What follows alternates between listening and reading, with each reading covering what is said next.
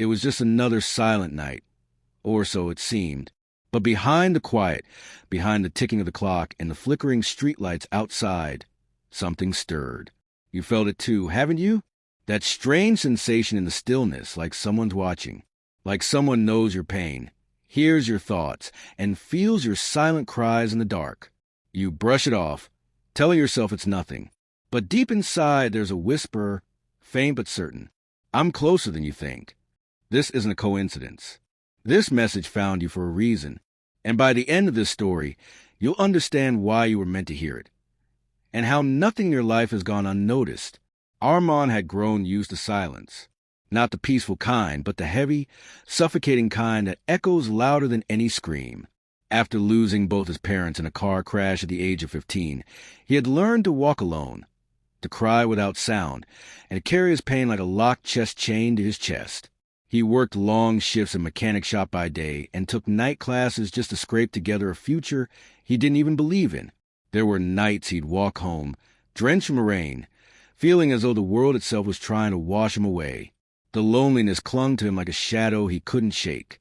One night, after a particularly hard day, he came home to find the electricity out again. His small rented room was bathed in darkness. No heater, no light, and not even enough money for dinner. He sat on the edge of his creaky bed, head in his hands, and muttered, "God, if you're real, I need a sign. Anything. Please." Silence. But then a strange thing happened. He felt warmth, just faintly at first. Not around him, but within him, like something brushed against his soul. He looked up, startled. The room remained pitch black, yet he no longer felt alone. On the wall in front of him, his eyes caught something. A small note, one he hadn't seen before, placed gently beneath the picture frame of his mother. The handwriting wasn't his.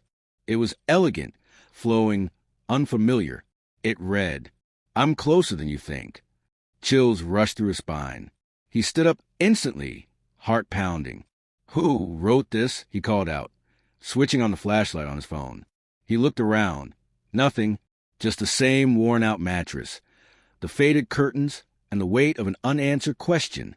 For days, that note haunted him. He kept it in his pocket, rereading it during breaks, on the bus, even while walking. And strangely, things began to change, not outside, but inside him.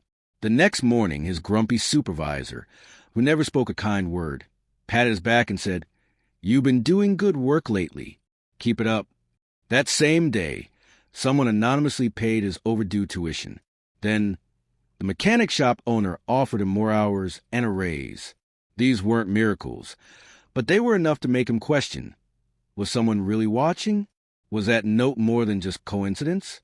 Still, Armand remained skeptical. His past had made him bitter, and his pain didn't vanish overnight.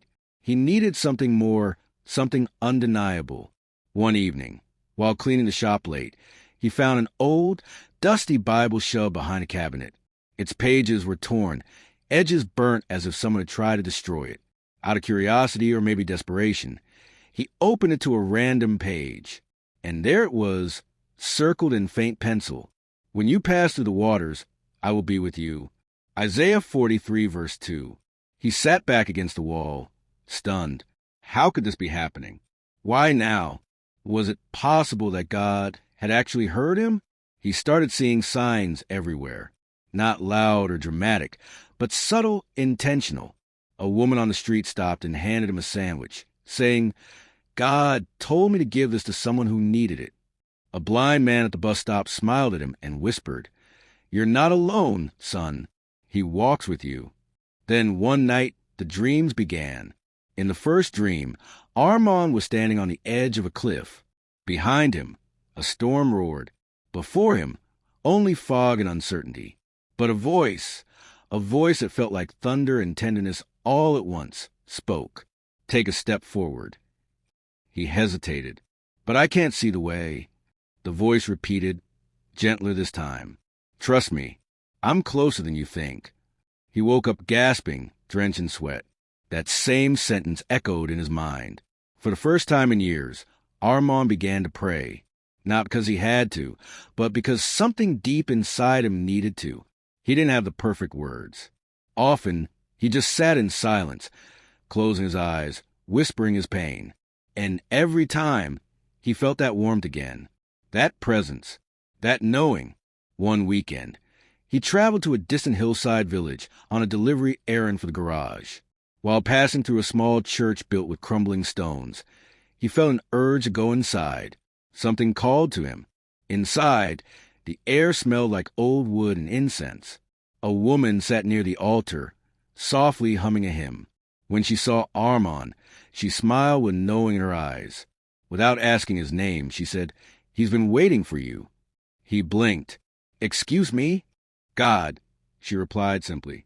"He's been near you all along, watching, guiding, even when you couldn't see him, even in the pain, especially in the pain." Tears welled up in his eyes. He hadn't cried in years. But in that moment he wept, not from sorrow, but from the strange, aching relief that something had never left his side. She placed a hand on his shoulder.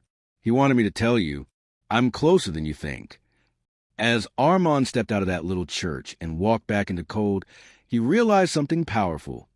The signs had always been there, but his pain had blinded him to them. The silence he'd feared wasn't empty. It was sacred. The tears he'd hidden were never wasted. They were counted. And the battles he fought alone, he never truly fought alone. If you've been feeling abandoned, if the nights are long and the weight is heavy, know this. He hasn't forgotten you. He hasn't left you. And he's closer than you think. This story isn't just about Armand. It's about you. Because you didn't find this video by chance. You were meant to hear this message at this exact moment. Because God is speaking to your heart right now. Part 2 will continue the journey. But for now, take a breath, look around, and listen closely. He's whispering again. I'm closer than you think.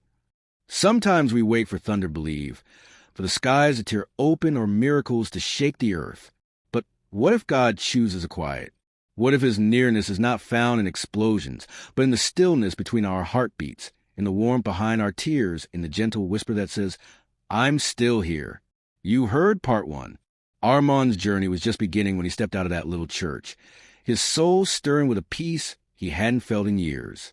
But the road ahead held shadows too, because when God begins to awaken your spirit, the world around you starts to shake. And sometimes the storm hits harder before the calm truly arrives. After returning from the hillside village, Armand felt different. Not because life had suddenly become easier, but because he no longer walked blindly through it. Something inside him had been lit, a quiet flame, and that flame began to guide him. He started waking early each morning, sitting in silence before sunrise. No phones, no distractions, just stillness. He didn't have perfect prayers, just honest ones. God, he'd whisper, I don't know what I'm doing, but if you're really here, show me the way. And slowly, answers started unfolding. He began noticing people differently. The cashier who smiled despite being exhausted. The old man who offered a seat to someone younger. The child on the street who laughed in the rain as if the whole world was a playground. Armand saw beauty in places he used to ignore, because now he was looking with different eyes. But that didn't mean trials disappeared. 1 month later, his boss sold the garage without warning. Armand and 4 other employees were let go. Just like that, his income vanished. Rent was due, bills were piling, and hopelessness clawed its way back to his door. That night, he sat on the floor of his room, knees pulled to his chest, feeling the cold creeping again. Why, God? I thought you were with me. The silence felt louder this time. But deep down, he remembered something the woman in the church had said. He's not just near you when things go right. He's near you in the valley, too. Instead of panic, Armand did something he never did before. He prayed, and then he waited, not passively, but with faith. He applied to dozens of jobs, walked for hours handing in resumes, and spent nights working on a business plan he once thought was foolish. A small mobile mechanic service, something he could operate on his own. Weeks passed. Nothing. Then one evening, while walking past a broken-down delivery van on a side street, he saw a woman in distress. Without hesitation, he offered to help. In 20 minutes, He had the vehicle running again.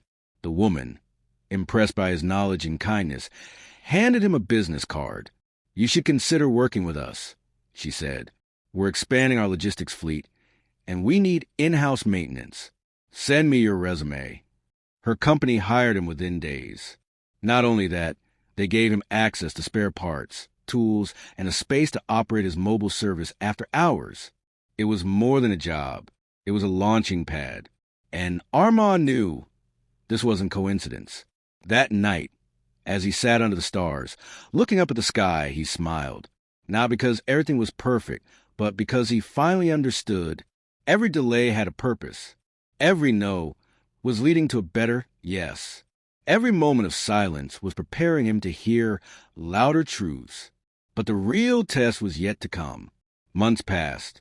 Armand's business grew. He saved up enough to move into a better apartment, support an orphanage near his old school, and even started giving motivational talks at night classes, sharing his story of pain, survival, and faith. But then his phone rang. It was the hospital. His younger sister Meher, who lived abroad and had lost touch with him years ago after a family dispute, had been in a terrible accident. No one else had come forward. They found his number in an old diary. Armand froze. Memories rushed in of their fights after their parents' deaths, of the harsh words exchanged, of the years of silence between them. But this was his sister, his blood, and without a second thought, he booked the first flight he could. She was unconscious when he arrived, her body bruised, her breathing shallow. He sat by her bedside for hours, holding her hand, whispering apologies she couldn't hear. He wept, not because he feared losing her, but because he realized how far anger had taken them from each other. That night, alone in the hospital chapel, he prayed like never before. "God, I'm not asking for signs this time. I'm not asking for success or peace. I'm just asking you to bring her back. Please." No lightning flashed. No voice echoed. But again, that warmth returned. A strange, silent comfort that wrapped around him. The next morning, Meher opened her eyes. She couldn't speak, but her eyes filled with tears the moment she saw him.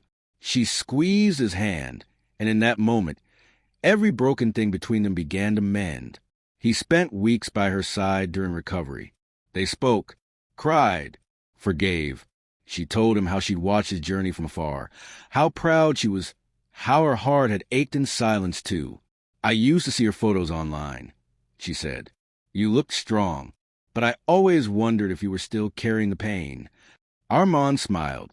But I wasn't carrying it alone. When she asked what changed, he only said, "God found me when I was lost." But he didn't shout. He whispered. Now, years later, Armand runs one of the most respected mobile mechanic services in the city. But more than a businessman, he's a beacon of faith for many, helping young people from broken homes find their worth, their voice, and most importantly, their connection to God. He often ends his talks with a message he holds close to his heart. You might be standing in the middle of the storm right now. You might feel like no one sees you, no one hears you, and you're all alone. But let me tell you something that saved my life. God doesn't need to make noise to prove he's near. Sometimes his silence is the loudest form of love. And when you think he's far away, he's whispering to your soul, "I'm closer than you think." So if you're listening right now and your heart is heavy, if you've been begging for a sign, for a breakthrough, for just one more reason to hold on, this is it. This story found you for a reason. Don't give up. Don't run from the silence, because in that stillness, he is waiting, closer than your breath, closer than your scars, closer than you think.